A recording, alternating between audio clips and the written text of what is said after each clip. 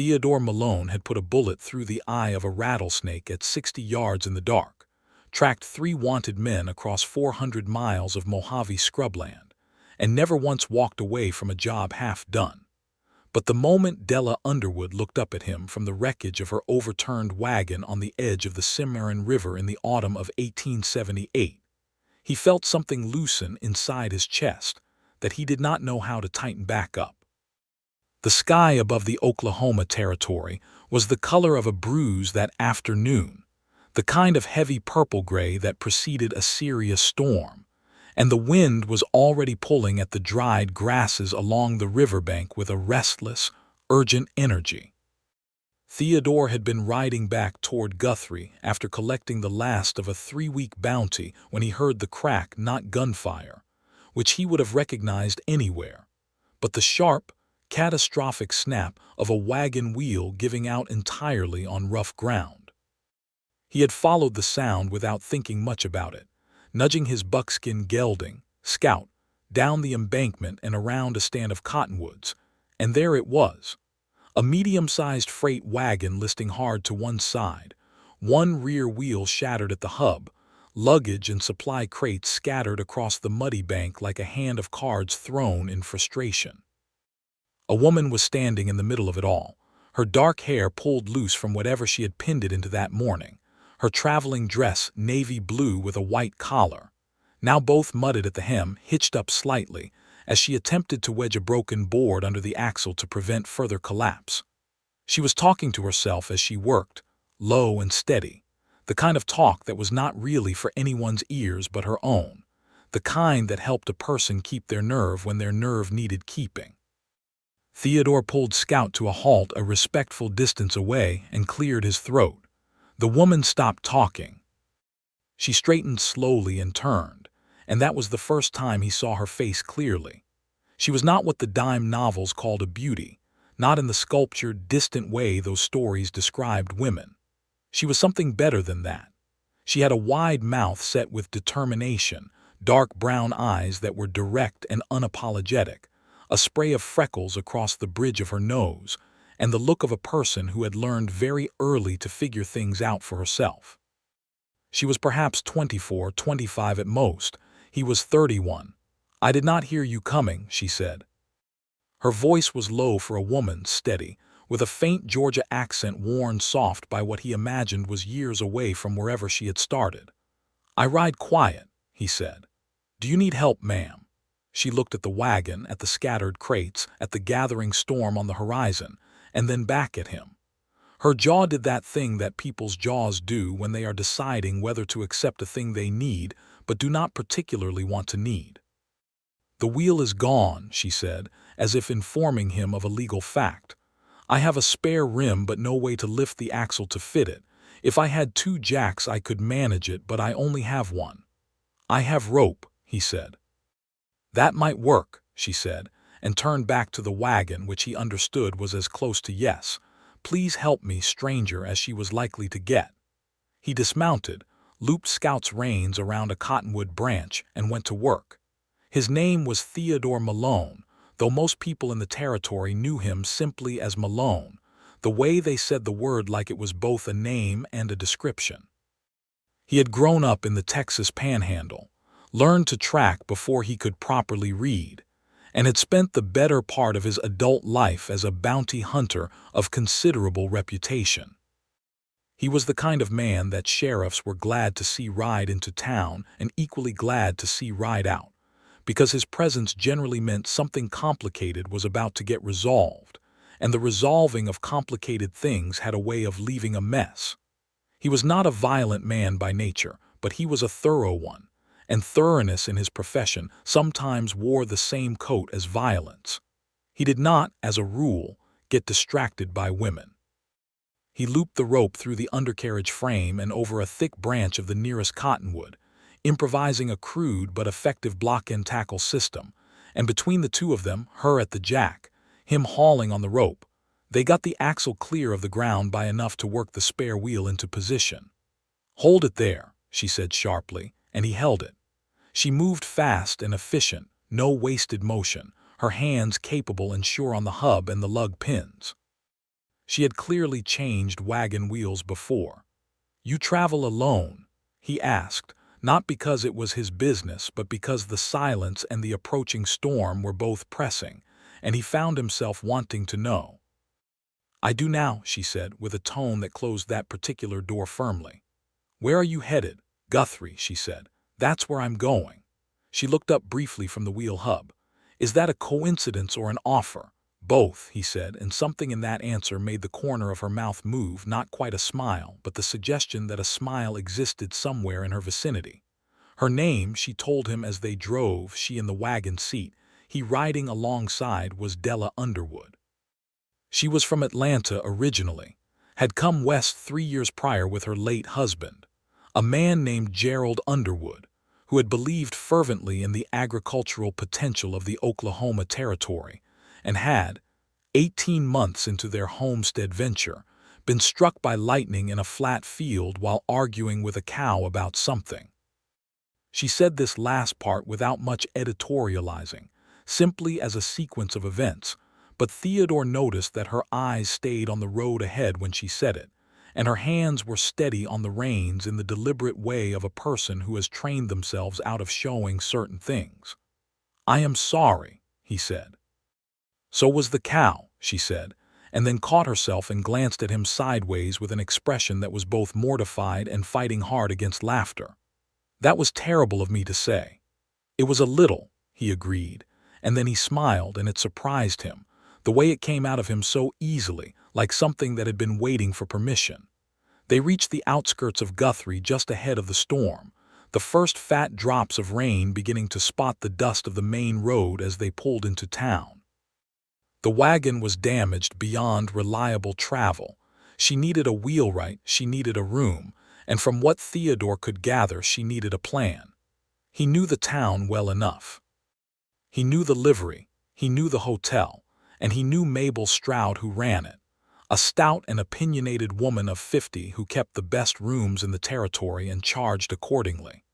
He rode ahead and arranged the room before Della had even tied up her wagon, because it occurred to him that she might refuse if she knew he was paying for it, and the storm was real and the night was coming. When she came into the hotel lobby, shaking rain from her coat, and Mabel told her the room was sorted, Della turned and found Theodore standing by the window with his hat in his hand, and she put two and two together with an expression that moved through gratitude, irritation, and something unnameable in about 3 seconds. "You paid for it," she said. "Temporarily," he said. "You can pay me back when you land on your feet." "You do not know that I will land on my feet." "I have a sense for people," he said. She studied him a moment, really looked at him, the way she had not taken the time to do out on the riverbank when there was a wagon in crisis. He was tall, lean in the way of men who worked hard and ate when they remembered to, with dark hair that needed cutting and a jaw that had not seen a razor in about a week. He had gray eyes, and they were the kind of gray that was not cold exactly, but that gave nothing away easily. He wore his gun low on his right hip and carried himself with the particular stillness of someone who had been in enough tight situations that stillness had become a physical habit. "What is your name?" She asked because she had not asked until now. "Theodore Malone," she blinked. "The bounty hunter. The same," she considered this. "I have heard your name. Good things, I hope." "Efficient things," she said, and there was something in that word efficient. That was not quite a compliment and not quite a criticism, but that landed somewhere in the middle where complicated assessments live. He should have ridden out the next morning. He had money in his pocket from the completed job, no active contracts waiting, and no good reason to stay in Guthrie. But the wheelwright, a nervous little man named Addison Plume, told Della that her wagon would need 3 days at minimum, and somehow over those 3 days, Theodore found himself inventing reasons to stay in the same place she was.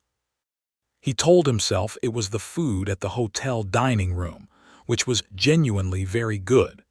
He told himself it was that Scout needed the rest, which was also genuinely true. He ate breakfast across the dining room from Della and watched her read a newspaper with the focused frown of someone who found most news unsatisfactory. He helped her carry her supply crates to the storage room Mabel offered, and she thanked him with the directness of a person not accustomed to being helped who was nonetheless determined to do it graciously. On the second evening, she sat across from him at dinner by invitation hers, which surprised him enough that he did not know what to do with his hands for a moment. And they talked for 2 hours, through the venison stew and the cornbread and into the dried apple pie, about everything and nothing. The territory, the railroad that was changing things faster than anyone quite liked, the indignities she had encountered as a widow trying to maintain a homestead claim on her own, the bounty trade and what it did to a man over years, whether the sky out here was bigger than Georgia sky or just emptier. "I think it is more honest," she said, "about the sky." "How do you mean?" "In Georgia everything is soft and full, trees and moss and the smell of things growing. It is beautiful, but it hides things. Out here you can see for 50 miles and there is nowhere for anything to conceal itself. I find that useful." "You like to see things coming," he said. "I like to know what I am dealing with," she said, and looked at him with those direct brown eyes, and he felt that loosening in his chest again, worse this time or better, depending on how you accounted for it. On the third morning, when Addison Plume declared the wagon repaired and road-worthy, Theodore walked with Della out to the wheelwright's yard and stood in the clear, cool morning while she inspected the new wheel with a critical eye, running her fingers along the spoke joints, testing the tightness of the hub pin with a practiced pull. "It will hold," Plume told her, slightly offended. "I want to be certain," she said, and kept inspecting. Theodore watched her and felt the 3 days behind him like a foreign country he was already homesick for, which made no sense because he had been there himself, and the notion of being homesick for a thing you were currently inside of was peculiar, but there it was. "Where will you go?" he asked. "Back to the claim," she said. 60 acres northeast of Guthrie near Cottonwood Creek. I have been away 2 weeks dealing with legal matters in Enid." She paused. "A land company has been pressuring me to sell. Some outfit called Harker and Morse. They want the creek access." Theodore knew the name Harker and Morse. Most people in the territory did. Silas Harker was a land speculator from Kansas who had made a significant fortune by acquiring homestead claims, usually from people who were in some kind of distress, usually at prices well below what the land was worth. He was not illegal, strictly speaking, but the methods his agents used in the pressuring stage sometimes edged close to that line. "Have they sent agents to the property directly?" he asked. 3 times, she said. "The last one stayed on my porch for 2 hours despite being asked to leave. I was alone." Something in Theodore went very still. "Did he harm you?" "He was persuaded to leave eventually," she said, which was not quite an answer. "By what means?" "By the means of my late husband's shotgun, which I pointed at him from the doorway," she said. "He left faster than he had arrived." Theodore stared at her for a moment. Then he said, "I need to ride in that direction anyway," which was not true at all. She turned and looked at him with the expression of a woman who can tell when a man is lying to be helpful and has decided to allow it. "The land," she said carefully, "is not sold. It will not be sold. Gerald died on that land and it grows good wheat when the rain cooperates, and I have put 3 years of myself into it. I am not leaving." "I believe you," he said. "Then you understand I am not a woman who needs rescuing." "I understand you are a woman who knows how to handle a shotgun," he said. "I am a man who knows the road between here and Cottonwood Creek. It seems like a reasonable arrangement for an afternoon." The corner of her mouth moved again. "An afternoon," she said, "and then you will go where you are going." "And then I will go where I am going," he agreed. But he did not go where he was going, because when they arrived at her homestead, 60 acres of good flat ground with a solid farmhouse, a newly rebuilt barn, 3 milk cows, a kitchen garden that was doing its stubborn best against the coming autumn, and a creek that ran clean and cold along the eastern boundary. There was a man on the porch who was not Della's agent or her friend. He was one of Harker's men. Theodore knew the type. Hat too clean for field work, boots too polished for honest travel, and the particular practiced ease of someone who is accustomed to standing on porches that do not belong to him. The man's name, as he introduced himself with a card and a smile, was Dale Compton. He was perhaps 40, with a pale mustache and eyes that were calculating even when his mouth was being pleasant. "Mrs. Underwood," Compton said, his smile not moving an inch as Theodore dismounted alongside Della's wagon. "I had heard you were away. I thought I would wait." "You were not invited to wait," Della said, climbing down from the wagon with measured calm.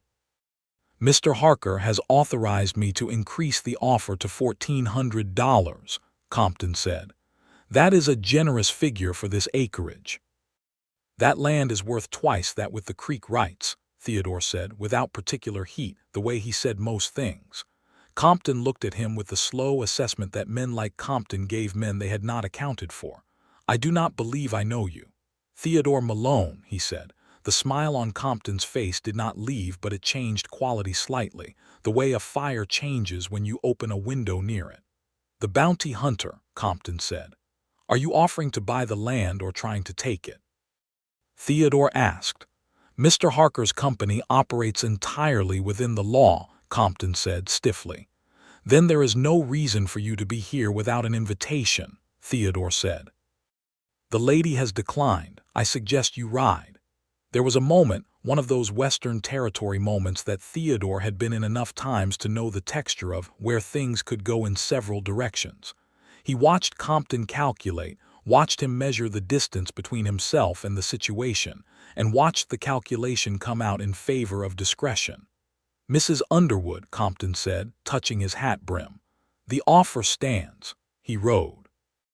And Della watched him go from the bottom of her porch steps, her arms folded, her jaw set, before she turned back to Theodore with an expression that was gratitude and irritation in exactly equal measure again. "I had that handled," she said. "You did," he agreed. "But thank you," she added, after a pause that made it genuine rather than automatic. He stayed for supper. She cooked a proper meal: fried salt pork, boiled potatoes with onion, biscuits that were better than anything at Mabel Stroud's hotel, and they ate at the kitchen table while the last of the autumn evening light came through the window and made everything the color of old gold. He told her about a case 3 years back in New Mexico. A cattle thief named Rollins who had led him on a 6-week chase through canyon country, before Theodore had finally tracked him to a trading post outside Santa Fe. She told him about the first winter she and Gerald had spent on the claim, the blizzard that had buried the farmhouse to the windowsills, and the 3 weeks they had spent tunneling out with a shovel and ingenuity. They talked as if they had known each other a long time, which they had not, which was the strange thing.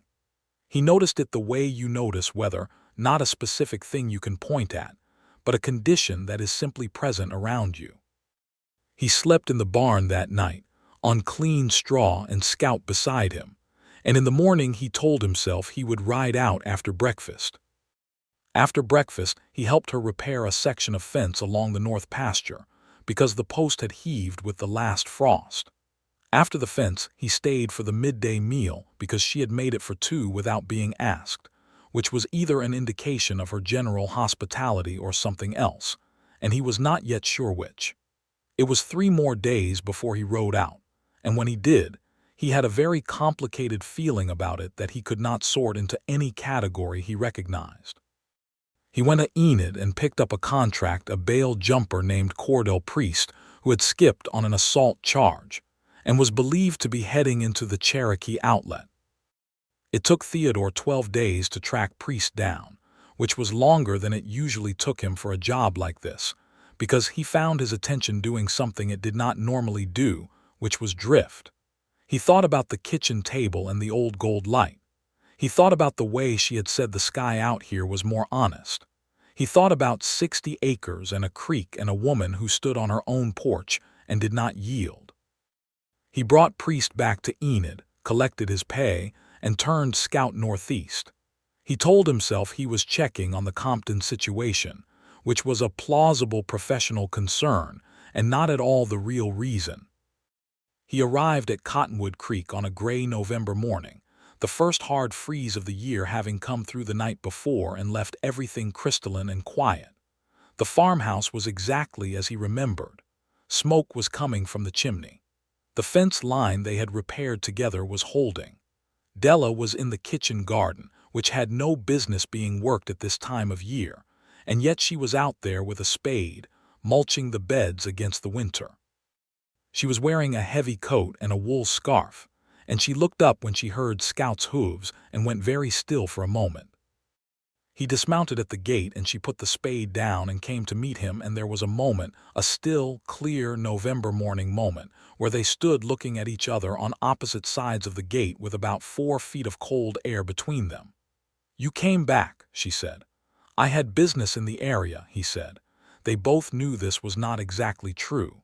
She opened the gate. He stayed a week that time. He helped her winterize the barn, bank the cellar properly against the deep cold, stack the remaining firewood.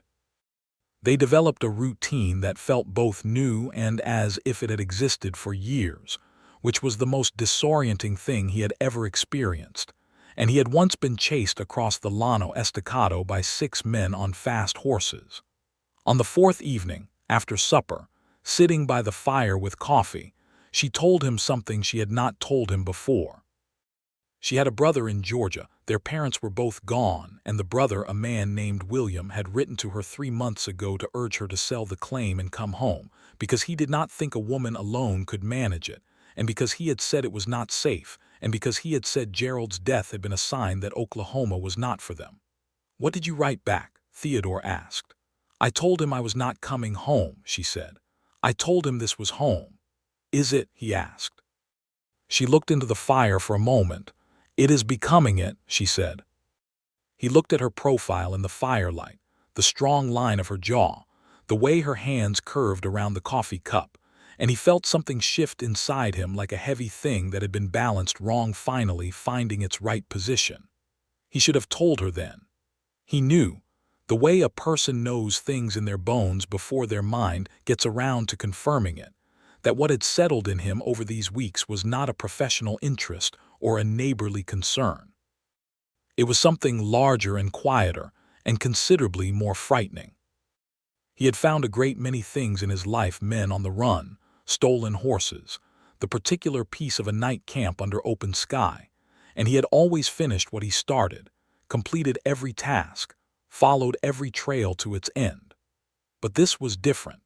This was something he had started simply by riding around a stand of cottonwoods on a bruise-colored afternoon, and the finishing of it terrified him in a way that nothing in his professional life had ever come close to. He rode out again at the end of the week. He had another contract waiting, a forger out of Dodge City, and he took it more quickly than he needed to because he was, for the first time in his life, running from a thing rather than toward it. December came cold and clear. He finished the Dodge City job in 2 weeks, a clean and tidy resolution, the forger taken without drama to the county sheriff. He accepted a contract in Wichita the same afternoon. He was, in the language of his profession, working clean and working fast, and if the pace of it was slightly feverish, he did not examine that too closely. In January, a letter found him at the boarding house where he was staying in Wichita, forwarded through the sheriff's office in Enid, which was the address he gave people when they needed to reach him. It was from Della. It was not a long letter. She was not a long letter kind of person. "Harker's men came again, 2 of them this time. I kept them from the property, but they were persistent. I do not ask for anything. I know you have work, but I thought you should know. The wheat fields survived the freeze better than expected. The oldest cow, the one I call Margaret, has had a calf. I find myself wishing there was someone to tell these things to. D.U." He read the letter 3 times, which was twice more than it required for comprehension. Then he folded it carefully and placed it in the inside breast pocket of his coat, which was where he kept the few things he kept, and the next morning he rode out of Wichita heading southeast, into January wind that cut like a blade. The ride to Cottonwood Creek took 2 days in the cold. He arrived on a late afternoon of iron sky and frozen ground, Scout's breath making clouds in the air. The farmhouse was lit from within, warm yellow light in the windows against the gray world outside, and he sat on horseback for a moment looking at it, feeling something that might have been the truest thing he had felt in years. She opened the door before he knocked, which meant she had heard the hooves on the frozen road, and she stood in the doorway with lamplight behind her and the cold before her, and she looked at him for a long moment. "You got my letter," she said. "I got your letter," he said. "You did not have to come." "I know," he said. "Tell me about the Harker men." She told him, inside, over coffee, that she produced with the efficiency of someone who had been expecting company. The two men had come in December, before Christmas, and had been less civil than Compton. They had not threatened precisely, but they had stood at the gate for 2 hours and had moved around the perimeter of the property in a manner that was meant to be felt rather than said. She had sent a letter to the land office in Guthrie, formally documenting her complaint, but the land office had been slow and unimpressive in its response, as it often was in matters between large speculative interests and single claimants. "Harker is doing this with other claims in the territory," Theodore said. "Gets the land agent to sit on complaints, keeps the pressure on the holders until they are tired or scared enough to sell. It is a practice system." "I am not tired or scared," she said, with the particular heat of someone stating a fact they have had to state more times than was reasonable. "I know you are not," he said, "but you are alone." "I have been alone," she said. "You do not have to be," he said, and then the air in the kitchen changed, the way air does when something true has been said in it. She looked at him, he looked at her. The fire in the stove popped and settled. "Theodore," she said, and it was the first time she had used his full Christian name, not Malone but Theodore, and it sounded entirely different coming from her, like a key fitting a lock it was made for. "I know," he said, though she had not finished the sentence. "You are a bounty hunter," she said. "You ride from one place to the next. You have no land, no fixed address, and you have told me yourself that you have never stayed in any single place longer than a season." "That is true," he said. "So what are you saying?" He was quiet for a moment. He turned the coffee cup in his hands. He was a man who was known for moving through the world with absolute certainty, who had never hesitated at the end of a trail, never backed off a completed calculation. And here he sat in a warm kitchen with the woman who had, without any intention on either of their parts, completely rearranged the architecture of his interior life, and he could not quite make himself say the full thing. "I am saying," he said slowly, "that the Harker situation needs handling, and I am in a position to handle it, and I would like to stay a while." She looked at him with the steady, direct gaze that had arrested him the first afternoon on the riverbank. "Is that all you are saying?" "No," he admitted. "But the rest of it can wait until I have figured out how to say it properly."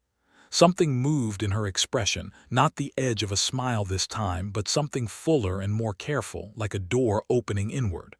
"All right," she said. "The barn is warm enough for a man and his horse." He stayed. He wrote to the sheriff in Guthrie the next morning, a carefully worded account of the Harker and Morse operations in the territory, referencing 2 specific incidents at the Underwood claim, and noting that similar patterns had been documented at 3 other homestead properties he could name within 20 miles. He was not a lawyer, but he had dealt with enough territorial law over his career to know how to assemble a complaint that would make a county sheriff's eyes narrow with interest rather than glaze with inconvenience.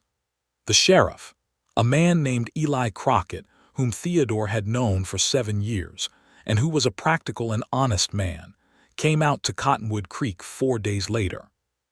He took statements from Della, reviewed the documentation she had kept of every visit and every exchange, and told them both that he would be making his own inquiries into Harker and Morse. Compton arrived at the property 2 days after Crockett's visit, and he arrived alone this time, without the 2 men who had flanked him in December, which Theodore took as an indication that word had gotten back to Harker about the sheriff's involvement. Compton was still wearing the polished boots and the clean hat, but his practiced ease had a slightly different quality to it now, slightly compressed. "Mrs. Underwood," Compton said from outside the gate, because Theodore was standing at the gate and the gate was closed. "Mr. Harker has asked me to convey that the company has the highest respect for your claim and would like to move forward on a purely voluntary basis." "She has given you her answer," Theodore said. "Mr. Harker can go to 1300, Compton said. "The lady is not selling," Theodore said. "I would encourage you to pass that along clearly." Compton looked from him to Della, who was standing on the porch steps with the kind of composure that was itself a complete statement. He touched his hat brim. He rode. He did not come back. Not that week, not the next. 2 weeks later, Sheriff Crockett sent word that Harker and Morse had withdrawn their interest from 4 claims in the territory under pressure of a formal investigation by the Territorial Land Commissioner. The Underwood claim was one of them.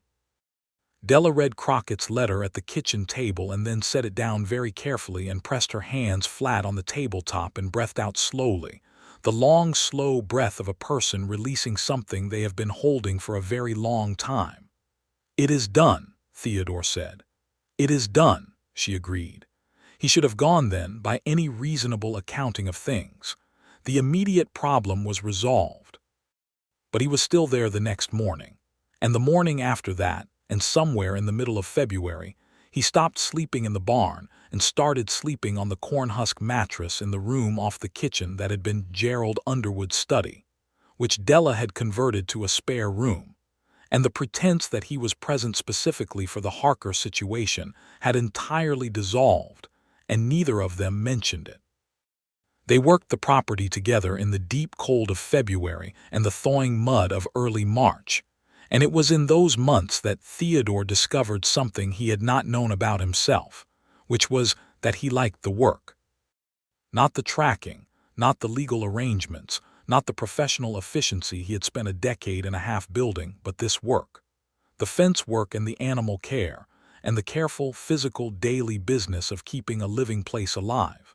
He liked the way a barn smelled at dawn.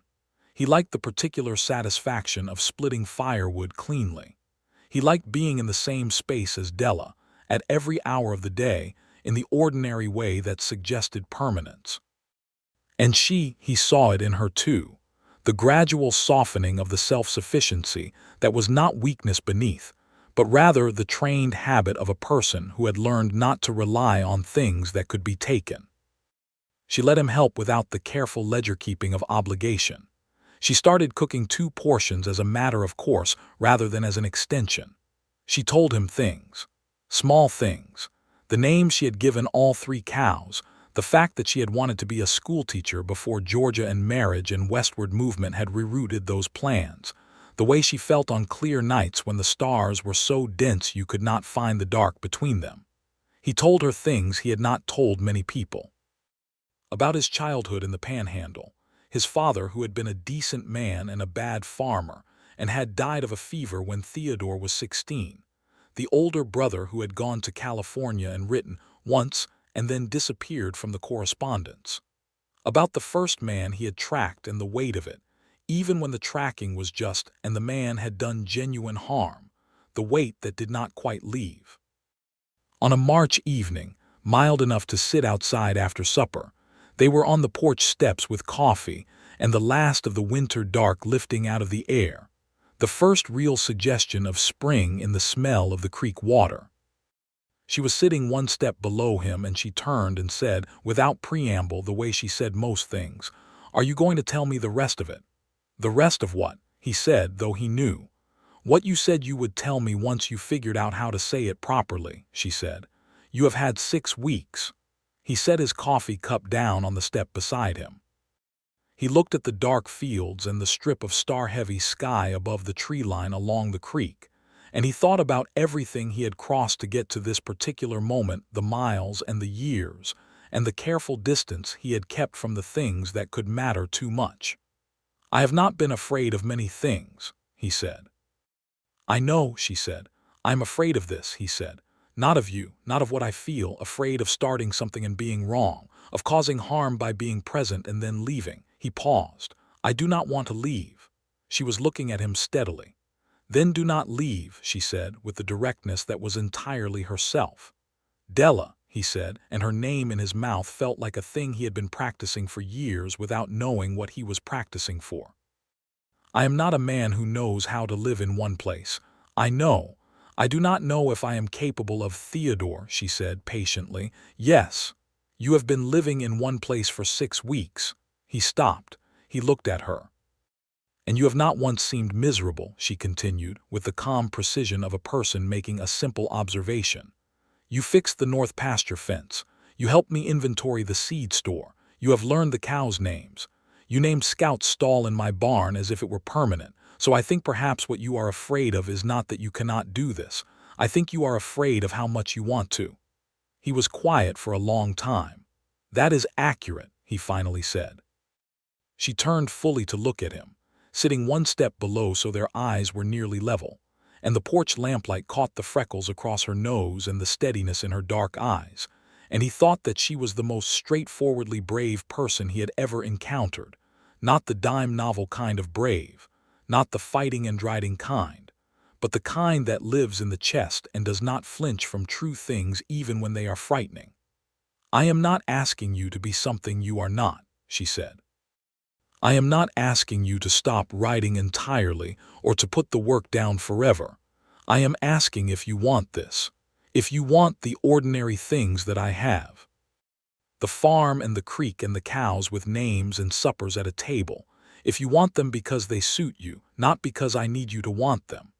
He reached out and took her hand, which was resting on her knee, and it was not a dramatic gesture. It was the quietest thing, but it felt like the conclusion of a very long journey, like the moment a tracked man stops running and the whole vast country goes still. I want them, he said. I want you. She looked at their joined hands and then back at his face, and she said, with a quiet certainty that matched his, "Then stay." The spring came into Cottonwood Creek with generosity that year, the kind of spring that almost makes you forgive the winter for being what it is. Theodore rode to Guthrie in early April, to the land office, and began the legal process of adding his name to the deed alongside Della's, a process that required documentation, patience, and 3 separate visits to 2 different offices, all of which he navigated with the same methodical calm he applied to tracking jobs, and which yielded, at the end of it, a piece of paper that placed Theodore Malone on 60 acres at Cottonwood Creek as a matter of public record. He also rode to Guthrie for another reason, which he did not tell Della about until the evening he returned, when he sat across from her at the kitchen table and placed a small ring box in the center of the table between them, a box he had purchased from the jeweler on 2nd Street, a simple gold band with a small turquoise stone set in it because turquoise was the color of the territory sky on the days it was at its most honest, and he thought she would understand that. She looked at the box for a moment, then she looked at him. "Theodore Malone," she said. "Della Underwood," he said. "You went to a jeweler." "I did, without telling me." "It is traditional to be somewhat secretive about the approach," he said. She pressed her lips together against a smile. "Is there a question?" "There is," he said. "Will you marry me?" She opened the box. She looked at the ring for a long time with an expression he had not seen before, something that was not quite any of the things he had seen in her face in the months he had been learning her face, not the determination or the directness or the fighting against laughter look, but something more interior, something that had been held in longer. "Yes," she said, and it came out soft, which was unusual for her, and he thought it was possibly the most beautiful word he had ever heard, and he had been around for 31 years and a considerable number of words. He put the ring on her finger. She looked at it on her hand. "It is the right color," she said, meaning the turquoise, and that was how he knew she understood everything he had meant by it. They were married in Guthrie in May of 1879, at the small Methodist church on Elm Street, with Sheriff Crockett as a witness, and Mabel Stroud from the hotel weeping with unabashed enthusiasm in the 2nd row. Theodore wore his best coat and a new hat he had purchased specifically for the occasion, which Della declared an improvement on the old one, and Della wore a dress of pale blue muslin that she had sewn herself over the previous 3 weeks, and which fit her with the precision of her own hands knowing her own body. And she carried 3 stems of prairie wildflowers, yellow and white, because it was May in the territory, and that was what was blooming. When the minister pronounced them husband and wife, Theodore kissed her with the full sincerity of a man who understood the significance of what he was completing, and she kissed him back with equal sincerity, and then pressed her forehead briefly to his in the way that said everything the words in the ceremony had only approximated. Mabel Stroud organized a supper at the hotel afterward, more people than Theodore had expected, because it turned out that Della had quietly built something of a community in 3 years of homesteading. The widow of the neighboring claim to the north, a Mrs. Betsy Harlow, who had brought a pie, the schoolteacher from the Guthrie School, a young woman named Clara Moss who had become Della's occasional companion in town, and several of the local farmers and their families who had known Gerald Underwood and had watched Della hold the claim together after him with general admiration. Theodore sat at the head of the table and ate roast beef and listened to the room and felt something he was not used to feeling in a room full of people, which was comfortable. That summer they planted the wheat fields together, Theodore learning the work under Della's patient and unsentimental instruction, and by July he could seed a row as cleanly as a man who had done it for years.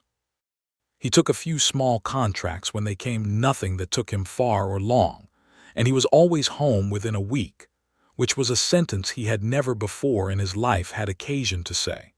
Home within a week, and each time he rode back to Cottonwood Creek and saw the farmhouse with the smoke and the light, he felt the thing that had settled in him in the spring deepen by another layer. Della planted a kitchen garden that summer that was ambitious by any standard, corn and beans and squash and tomatoes, and a kitchen herb section along the south wall that smelled, on warm evenings, of thyme and rosemary and the particular green sharpness of growing things. She also began corresponding with the school board in Guthrie about the possibility of teaching in the fall, when the farm work eased into the harvest cadence, because the schoolteacher position she had wanted at 20 was still available in some form at 25, and she had not forgotten it.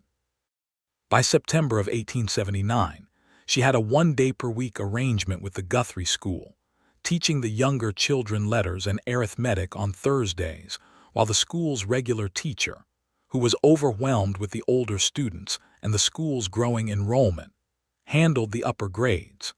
She came home from the first Thursday with flour on her sleeve from an art project and a slightly stunned expression that resolved itself over supper into something very quietly joyful.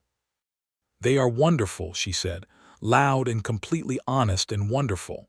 "That sounds like you," he said. She threw a biscuit at him across the table, which he caught, which made her laugh, and he thought that sound, her laughter, genuine and uncalculated, was the one thing in his experience that he would trade absolutely nothing for. In October, the wheat harvest came in strong.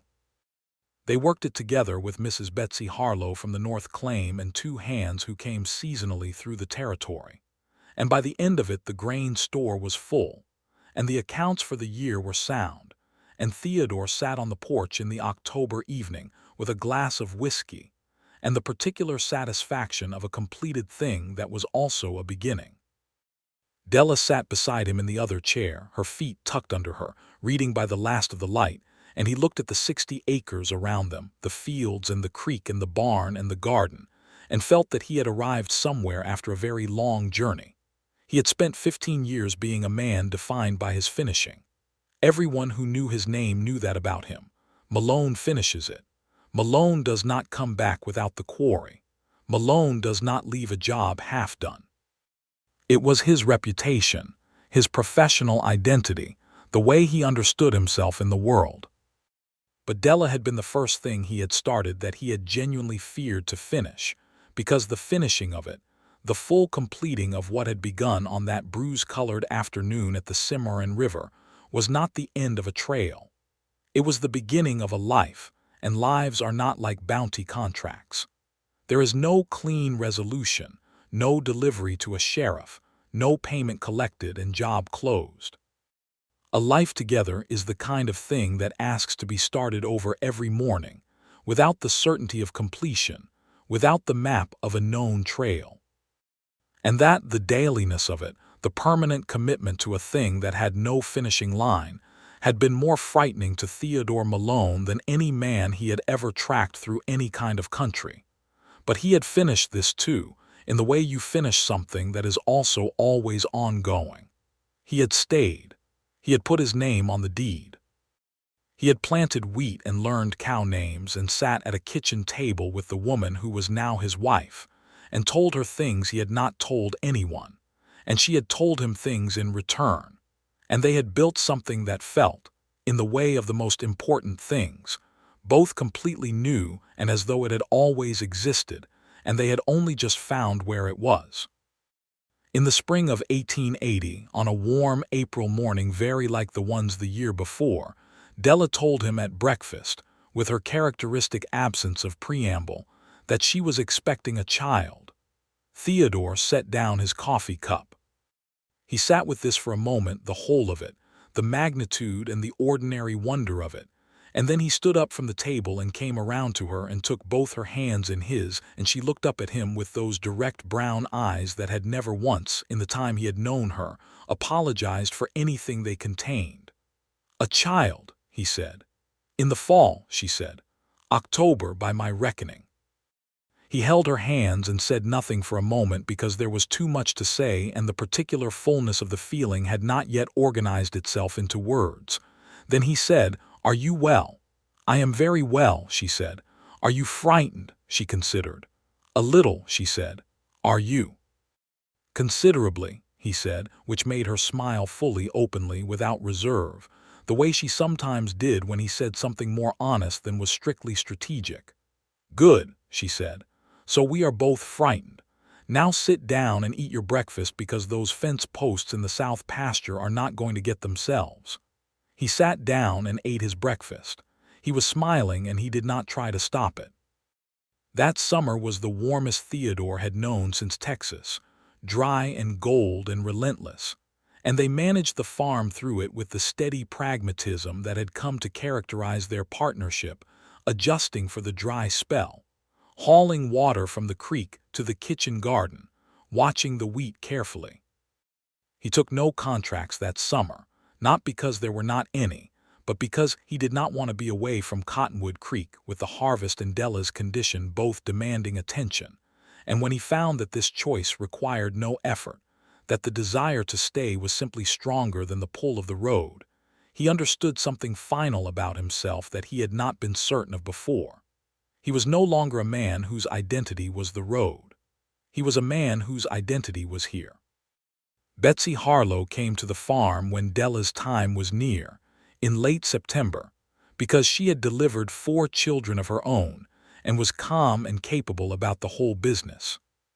She arrived with a large basket, 3 sensible opinions, and a manner of organizing Theodore's presence that was respectful of his anxiety without indulging it, which he appreciated.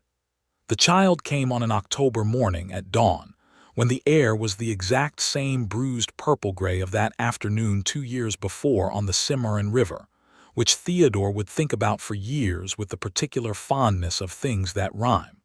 It was a boy. He was red-faced and furious at the world and entirely healthy, and when Betsy placed him, wrapped in flannel, in Theodore's arms, Theodore held him with the careful, total attention of a man holding something he understands to be the most important thing he has ever been trusted with. "He is very loud," Theodore said. "He comes by it honestly," Della said from the bed, pale and exhausted and with an expression of such complete love that Theodore had to look away for a moment because it was almost too much to hold. "What do we call him?" he asked. "I had a thought," she said. "If you like it," she paused. "James, for no one in particular, just because it is a name that sounds like itself."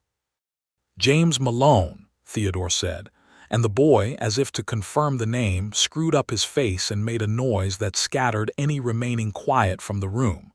"He agrees," Betsy said cheerfully, and went to put the kettle on. Theodore sat on the edge of the bed beside Della, and she leaned against his shoulder and James was between them, still loudly objecting to the morning. And the October light came through the window of the room they had made into something that neither of them had ever quite had before, which was a home that felt entirely, permanently, unambiguously theirs. In the years that followed, Cottonwood Creek grew with the same deliberate, rooted energy that the farm itself had when it was given proper tending. James was a vocal and curious child who pulled himself upright on fence posts at 8 months and was running at 11, which caused Theodore significant gray hairs. Della's Thursday teaching at the Guthrie School expanded to 3 days a week by 1882, when the school built an additional classroom and needed a second qualified instructor, and she took the position with the satisfaction of a woman claiming something that had always been hers by right, only delayed. Theodore retired from bounty work in stages rather than all at once, as was his nature, one contract here, one there, the cases growing fewer and farther between as the farm grew larger and the family grew with it. By 1883, he had formally put the work down, had sent word to the 3 sheriffs in whose territories he had most often operated, thanking them for the association and informing them that he was no longer available for contracts. He did not feel the absence of it the way he had once feared he might. The farm was large enough, the days full enough, and the life at Cottonwood Creek interesting enough in the ordinary and extraordinary ways that mattered, that the road did not call to him with any particular urgency. He still rode. He rode the property boundaries every morning with the same attentive precision that had once served tracking, watching the fence lines and the creek level and the condition of the fields with eyes that could not help being thorough. He rode into Guthrie on errands and to visit Sheriff Crockett, who had become a genuine friend over the years, and who came out to the farm for Sunday dinners with a regularity that suggested he had adopted the Malone family table as something close to his own. He was not a man who had stopped moving entirely, simply a man who moved now within a circumference that had meaning rather than moving across a vast and directionless country in pursuit of quarry. In the spring of 1884, their second child came. A girl this time, smaller than James had been and quieter, with Della's wide dark eyes and Theodore's capacity for absolute stillness, and they named her Ruth, because Della had been reading the Bible that winter and found something in the brevity and loyalty of that particular story that struck her as right. Ruth, unlike her brother, was a contemplative child, a watcher rather than a doer, who sat in her father's arms with serious attention and seemed to be absorbing information about the world for later analysis. James, who was 3.5 when Ruth arrived and had been the sole focus of considerable parental attention, adjusted to her presence with a grace that surprised everyone, including himself, deciding very early that the arrangement had merit because Ruth was willing to be an audience for his various demonstrations and schemes. That summer, Della's brother William arrived from Georgia. He appeared one June morning without significant warning. A letter had come 2 weeks prior, saying he was thinking of coming, which in William Underwood's language of understatement apparently constituted advance notice. He was a man of 42, stout and sunburned from the journey, with the same wide Underwood mouth as Della, and a manner that moved between warmth and judgment so quickly that you were never quite sure which one you were currently in. He stood in the farmyard looking at the fields and the barn and the solid farmhouse and the kitchen garden, which was by now an established and impressive production, and then he looked at Theodore, and then at Della, and then at James, who was running at his heels demanding to know if he had brought anything interesting from Georgia.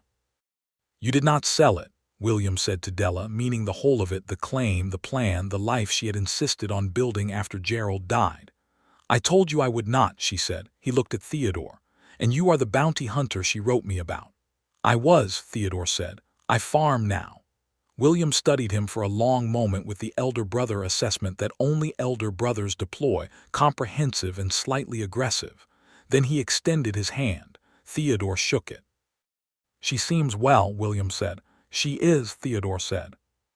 "She seems more than well," William corrected himself quietly, and glanced at Della again, at the whole of the life she was standing inside of, and something in his face settled from skepticism to something closer to genuine relief. He stayed 2 weeks. By the end of the first week, he and Theodore had found a functional understanding based primarily on the shared recognition that they both wanted Della's life to be good, which is the common ground that makes most other differences manageable. By the end of the second week, he was sitting on the porch in the evening with Theodore and a glass of whiskey, arguing amiably about the best method for handling a dry-season wheat stand, which was not a subject William knew much about but had strong opinions on, and which Theodore received with the patient interest of a man who has made peace with strong opinions in his vicinity. When William left, Della walked with him to where his rented horse waited, and Theodore stayed on the porch and did not eavesdrop, because she deserved that conversation in private. He could see them from where he sat, Della with her arms folded in the way she held herself when she was being careful with something, William talking with the occasional expansive gesture that was his way, and then at the end of it, briefly, the two of them standing close together in the way of siblings who have not been in the same place for a long time, and are feeling the full weight of what time does to distance. She came back to the porch when William had ridden off down the road toward Guthrie, and she sat in her chair and looked at the fields for a while without saying anything, and Theodore let the quiet be what it was. "He apologized," she said finally, "for the letter. The one telling me to come home." "Good," Theodore said. "He said the farm looked better than he had expected." "It does look well," Theodore agreed. "He said you seemed like a man of substance." She glanced at him sideways, which from William is a considerable compliment. "I will try not to let it inflate my opinion of myself," Theodore said, and she laughed. And the porch and the June evening and the sound of James somewhere in the backyard explaining something at length to the cows all came together into one of those moments that Theodore had learned, in the years he had been paying attention to them, to hold with both hands. The fall of 1884 brought the wheat harvest, which was the best they had had in 3 years, and with the money from the grain and Della's teaching income, they made 2 improvements to the farmhouse that they had been planning for some time. A proper parlor room added to the east side of the house, with a floor of real pine boards and a cast-iron wood stove, and a pump at the kitchen sink, so that Della did not have to carry water from the yard in winter. These were not large things in the grand accounting of the world, but they were the kind of things that made a daily life more generous, and they felt, to both of them, like evidence. Evidence of what, exactly, Theodore thought about sometimes. Evidence that a life could be built right. That a man who had spent 15 years finishing other people's problems could turn that same thoroughness toward building a thing of his own that was worth finishing. That a woman who had stood on a riverbank with a broken wagon and a will that would not bend could fill 60 acres and a farmhouse and a schoolroom full of children with the force of her particular self and leave everything she touched better than she found it. James started at the Guthrie School in September of 1884, which felt simultaneously too soon and exactly right, and he went with enormous enthusiasm and terrible organizational skills, forgetting his lunch on the second day and his reader on the fourth, which Della delivered to the schoolhouse without comment, but with a look that James would tell Theodore years later was worse than any amount of shouting. On a December evening that year, cold and clear, with the first snow of winter lying thin and white over the fields and the creek running dark between ice-edged banks, Theodore and Della sat together in the new parlor by the cast-iron stove, the children asleep, the house quiet. She was reading, he was reviewing the accounts ledger, and the lamplight made the room amber and warm, and the snow outside the window made the world outside still and clean. He set down the ledger. "What?" she said without looking up from her book. "I was thinking," he said, "about the accounts." "No," she looked up. He was looking at her with the gray eyes that gave nothing away easily, except that she had long since learned to read them, and what they were giving away right now was something that made her set the book down. "What were you thinking?" she asked. "I was thinking about the afternoon I rode around those cottonwood trees by the Cimarron," he said, "and heard your wagon go over." "I know," she said. "I did not expect any of this," he said. "I was not looking for it. I was heading back to Guthrie and I heard a wheel break and I rode toward the sound." "I know," she said again gently. "I am glad I ride toward sounds," he said. She was quiet for a moment, in the way she was quiet when something had found its way past the directness into the deeper country of her, and then she said, "So am I," with a simplicity that was, as always, more complete than a long speech would have been. He reached over and took her hand, the gold band with the turquoise catching the lamplight, the same ring she had been wearing since that May morning in Guthrie 5 years prior, and he held it with the same certainty and the same relief with which he had taken it on the porch in March of 1879, the night she told him to stay. "I love you," he said. It was not the first time he had said it. He had been saying it in various forms and volumes for years, but he said it in that moment with the specific weight of a man who had been afraid to start this and had started it anyway, who had been afraid to finish it and had finished it anyway, and who understood clearly that the finishing had only been another beginning, and that every beginning since had been something he would choose again. "I love you," she said, the same certainty, the same weight, and she leaned her head against his shoulder in the amber room with the snow falling outside and the children sleeping and the farm resting under the winter, 60 good acres that were entirely theirs. In the spring of 1885, Della began organizing a women's reading circle in Guthrie, a modest gathering of 6 women initially that grew to 14 by summer, meeting on Tuesday evenings at the school when it was not in session, reading novels and newspapers, and on several occasions the transcripts of territorial legislative debates that Della found both instructive and exasperating. She was not, she was careful to say, a political woman in any formal sense. The political machinery of the territory was not yet open to women in any case, but she was a woman who believed that being informed was not optional and that reading was the beginning of every useful thing. The reading circle produced, among other things, a formal petition to the Guthrie School Board requesting the addition of a library to the school, an institution that did not yet exist in that form, and the petition was written by Della in the clear, precise prose that she brought to everything she wrote, and presented by her personally to the board in September of 1885, and was, after some negotiation and a fundraising effort in which Mabel Stroud from the hotel was characteristically enthusiastic, approved in November of that same year. The school library opened in January of 1886. It had 43 books to start, donated from various sources including William Underwood in Georgia, who sent a box of 12 volumes with a letter that was, by his standards, effusive. Della stood in the small room that had been designated as the library and looked at the 43 books on the shelves and said nothing for a long moment, and Theodore, standing in the doorway, watched her and thought about the woman who had wanted to be a schoolteacher at 20 and had taken the long route to it through Georgia and marriage and grief, and 60 acres of Oklahoma territory and a broken wagon wheel on the bank of the Cimarron River. "It will grow," he said.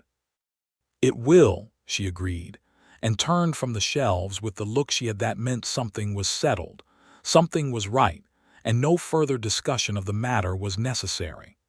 That winter, James asked Theodore with the directness of a 6-year-old whether he had ever been in a fight. This was not an unusual question for the territory.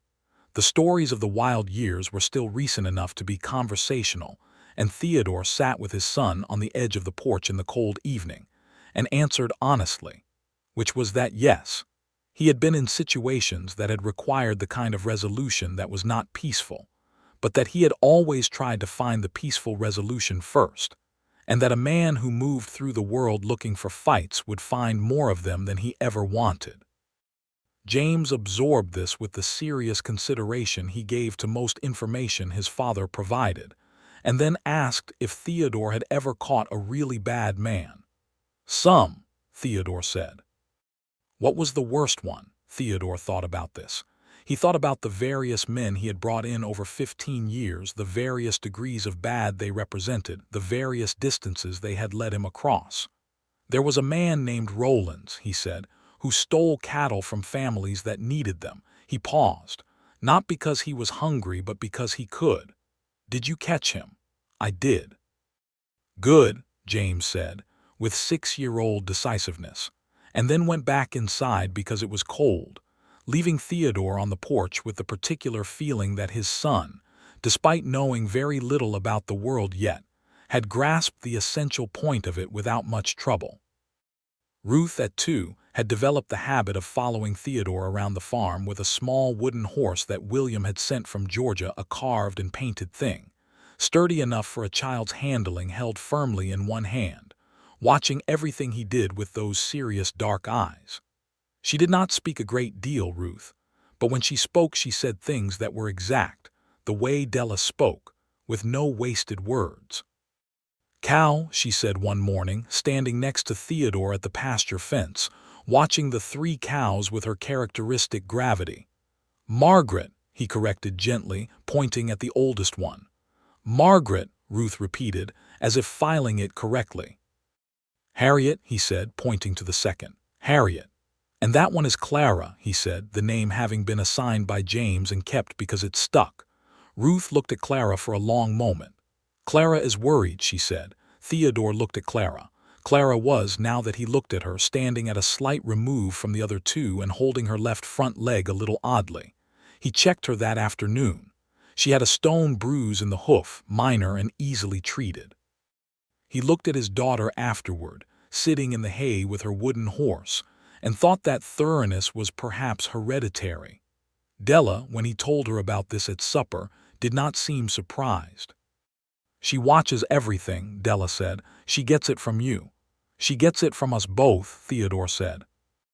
Della smiled at that, the full open smile, and reached across the table to touch his hand briefly, the gold and turquoise ring and the work-roughened palm that had planted and harvested and built things, and he turned his hand and held hers. And James, who was eating with the focused urgency of a child who has somewhere to be after supper, said, "Can I be excused?" without looking up. And Della said, "Chew first," without looking away from Theodore, and everything was exactly as it should be. By 1887, Cottonwood Creek had grown to include an expanded barn with 2 additional stalls, a proper well house over the kitchen well, a smokehouse that Theodore had built himself over a summer, and 40 additional acres to the east that they had purchased when the neighboring claim, an unsuccessful venture by a family who had gone back to Illinois after 2 bad harvests, had come available at a fair price. 100 acres in total. 100 acres of Oklahoma territory with a creek running through the eastern edge of it, and wheat, and a kitchen garden and a smokehouse, and a barn full of animals with individual names. The deed had both their names on it, Della Malone and Theodore Malone, and when Theodore had brought the expanded deed home from Guthrie and placed it on the kitchen table, Della had read it over with the same critical eye she brought to everything, and then she had folded it carefully and placed it in the cedar box where they kept the important papers, and said, "Good," which was her highest form of satisfaction expressed aloud. The summer of 1887 was eventful in ways that had nothing to do with farming. Clara Moss, Della's colleague at the Guthrie School, became engaged to a young doctor named Henry Pratt who had set up practice in Guthrie, a circumstance that the reading circle greeted with considerable enthusiasm and celebration. Mabel Stroud, who had been widowed in 1884 and had spent the intervening years running her hotel with augmented determination, surprised everyone, including herself, by accepting the proposal of a retired cattleman from Texas, named Augustus Webb, who had been staying at the hotel for 3 months on the pretext of having business in the territory, which business appeared primarily to consist of sitting in Mabel's dining room at every meal. The wedding of Mabel and Augustus was a significant event in Guthrie, partly because Mabel had not invited people so much as drafted them, and partly because Augustus, it turned out, was a man of exceptional joviality who made everyone within a considerable radius feel immediately included in whatever was happening. Theodore liked him very much and said so, which Mabel received as if she had expected it as a matter of course. At the reception, which was held at the hotel and was consequently very well catered, Theodore danced with Della to a fiddle tune he did not know the name of, the two of them in the cleared space of the hotel dining room with the other couples, moving together with the easy fit of people who have been in the same space for years and have learned the rhythm of each other's movement. She was 33 now and he was 39, and the years had done to both of them what years do, settled them more firmly into themselves, added the kind of weight that is not burden but substance. She was more beautiful to him at 33 than she had been at 25, which was not something he had understood was possible until it was happening. "You are staring," she said, looking up at him during the dance. "I am," he confirmed. "At what?" "You," he said. She raised an eyebrow. "You have been looking at me for 9 years." "And yet," he said. She shook her head in the way she did when she was pleased with him and would rather not be entirely transparent about it. He pulled her slightly closer and they kept dancing, and across the room James, who was 7 and had been given permission to stay up for the dancing, was attempting to teach Ruth, who was 3 and utterly solemn, some kind of step that he had invented himself and that bore no relationship to the music, but was carried out with great conviction. In 1889, the territory changed significantly with the land rush, the opening of the unassigned lands on April 22nd, which brought an enormous and sudden flood of settlers into the territory and transformed Guthrie practically overnight from a small town into a proper city of tents and ambitions and competing claims. Theodore and Della watched the transformation with the interested detachment of people who were already well established. Their 100 acres were not in the opened lands and were not affected by the rush itself, but the character of the surrounding country changed rapidly, and Guthrie grew in ways that were sometimes wonderful and sometimes complicated. The school grew with it. Della was now teaching full-time. The reading circle had expanded beyond its original form into a civic organization that raised money for the school library, which had grown from 43 books to over 200, and she had been invited to serve on the school board's advisory committee, which she accepted with characteristic directness, and which gave her a formal seat at the table where decisions about education in Guthrie were made. Theodore, meanwhile, had become something of an informal resource for new settlers navigating the legal and practical complexities of claim establishment. Not a lawyer, he was careful to clarify, but a man who knew the territory and the offices and the people who staffed them, and who could tell a newcomer which corners of the bureaucracy were honest and which needed watching. He did this without charge and with the straightforward helpfulness of a man who remembered, with perfect clarity, the specific terror of a woman standing on a riverbank next to a broken wagon, with a land company applying pressure and no advocate present. In the spring of 1891, Della told him at breakfast, again without preamble, that there would be a 3rd child in the autumn. Theodore set down his coffee cup. He looked at her. She looked at him with the same direct steadiness she had always had, and behind it the same quiet joy that had been there with James and with Ruth. "Are you well?" he asked. "Very well," she said, with the authority of a woman who had done this twice before and knew the difference between well and not well. The 3rd child was born in October, as predicted, and was a boy, and they named him Gerald, after Della's first husband, because it was the right thing to do and they both knew it, because Gerald Underwood had been a decent man who had believed in the territory and had died on it, and the name on a child growing up on the land he had tried to make his own was a form of honoring that neither of them needed to discuss at length. Gerald Malone was a placid baby, a stark contrast to James, who had arrived furious and stayed loud, and he regarded the world from his first days with an equanimity that Betsy Harlow said she had never seen in a newborn before. He slept when he was supposed to sleep and ate when he was supposed to eat, and regarded the considerable noise produced by James and the watchful presence of Ruth with equal serene acceptance. "He is either very calm or he is planning something," James announced, at age 11, studying his new brother with the suspicious assessment of an elder sibling. "He is 3 weeks old," Della said. "Still," James said. Theodore looked at his 3 children, the loud one, the watchful one, and the unexpectedly serene one, and felt the full, comprehensive, and sometimes overwhelming weight of everything that had grown out of that single afternoon by the Cimarron River, the afternoon he had ridden toward the sound of a breaking wheel, and found the one thing in his life that had frightened him enough to make him a better man. The years settled into the easy rhythm of a life that has found its proper pace. James grew tall and relentless, and at 15 was working the farm with a diligence that regularly surprised Theodore, who had expected the teenage years to produce more resistance, and found instead a young man who had his mother's directness and his father's thoroughness, and had combined them into something that was entirely his own. He was interested in the law, not the bounty end of it, but the legislative end, the territorial politics that were generating enormous energy as Oklahoma moved toward statehood, and spent his evenings reading whatever newspapers and legal documents Della could obtain for the school library. Ruth at 12 was exactly what she had promised to be at 2, a watcher and a thinker, the child who sat quietly in the corner of a conversation and said nothing until she said the one thing that was exactly true and exactly necessary.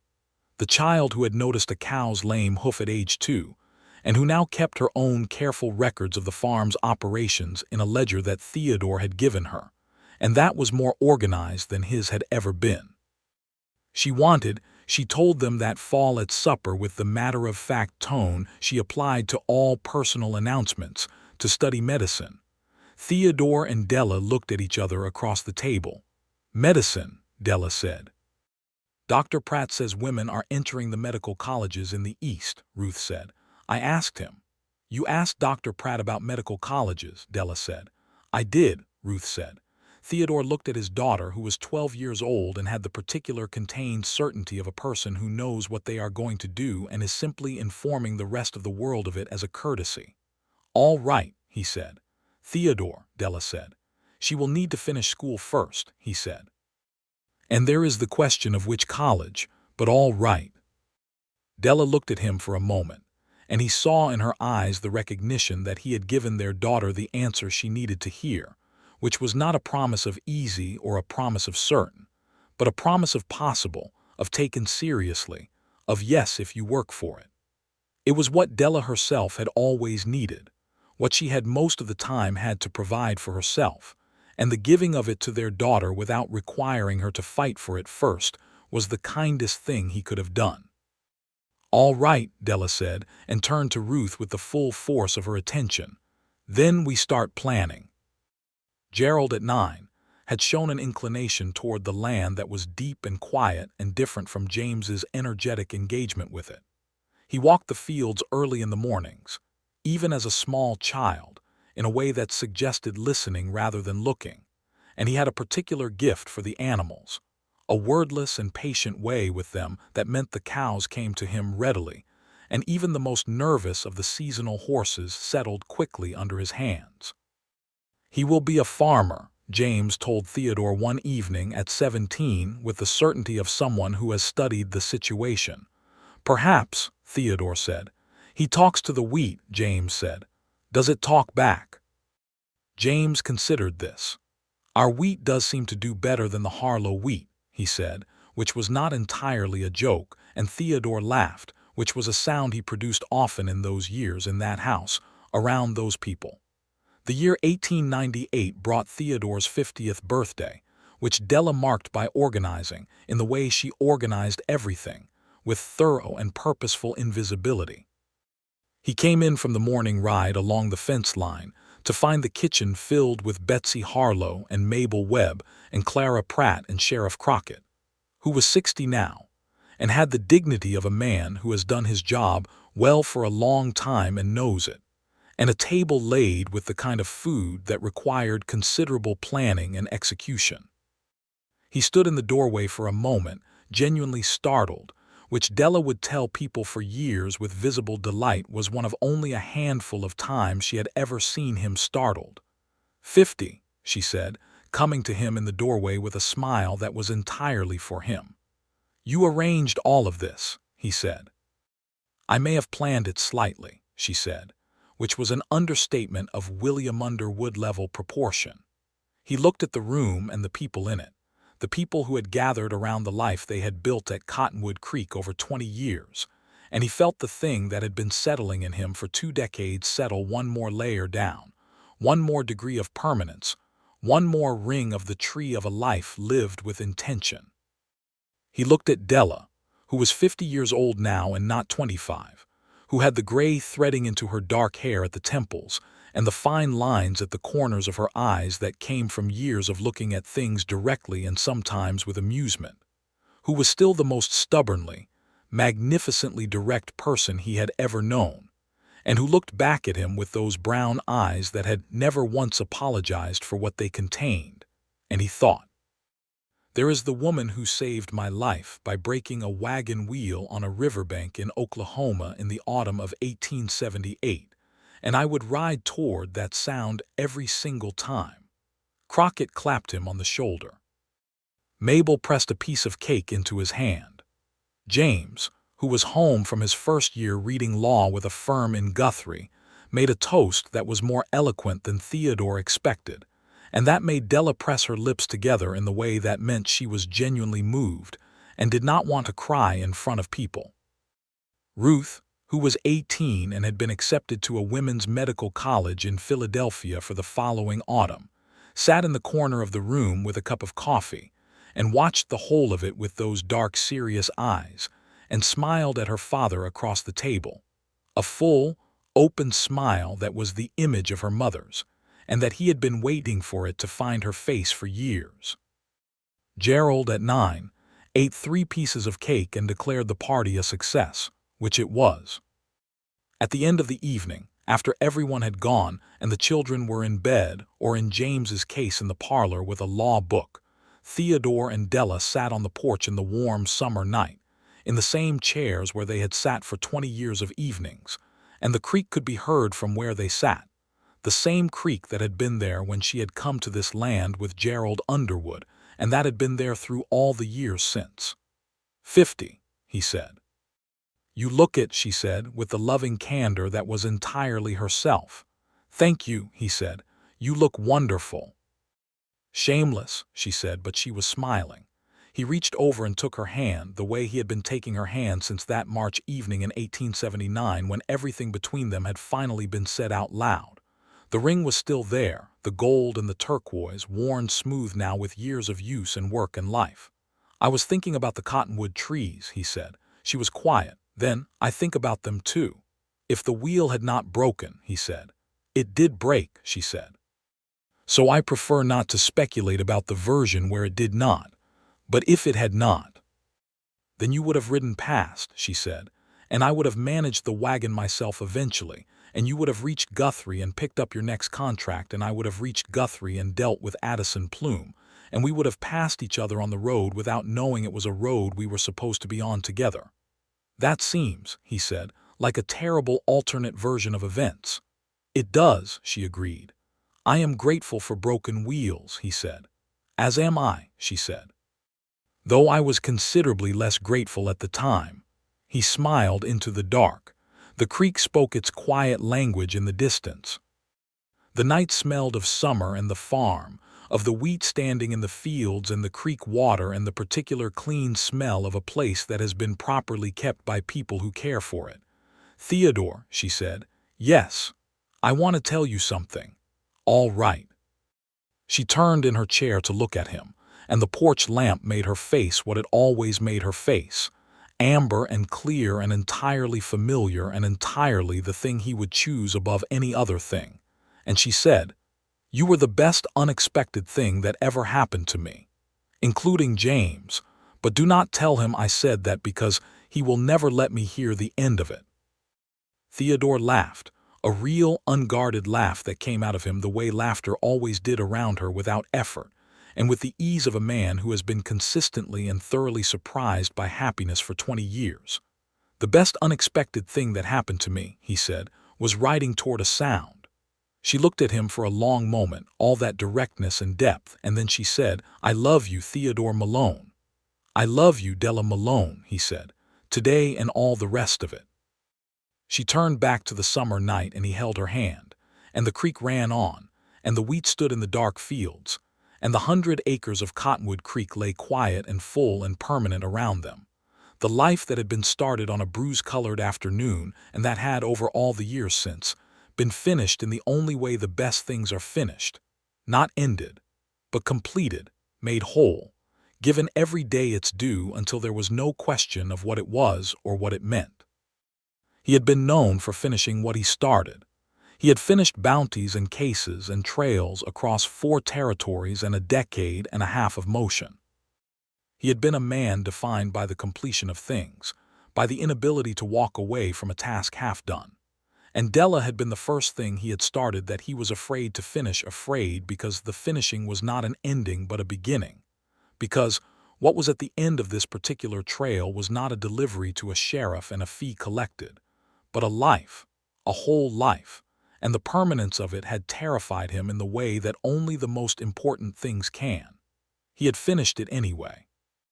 He had stayed and built and grown and learned the names of the cows and the rhythm of the wheat seasons and the particular way the creek sounded in the evenings, and he had built a family and a home and a life that was, in every measurement that mattered, the truest and best thing he had ever tracked down. The fiddle somewhere down the summer road played its tune. The night settled. And Theodore Malone, who had been afraid to finish this, sat in the warm dark of his completed and continuing life, and held his wife's hand and was home.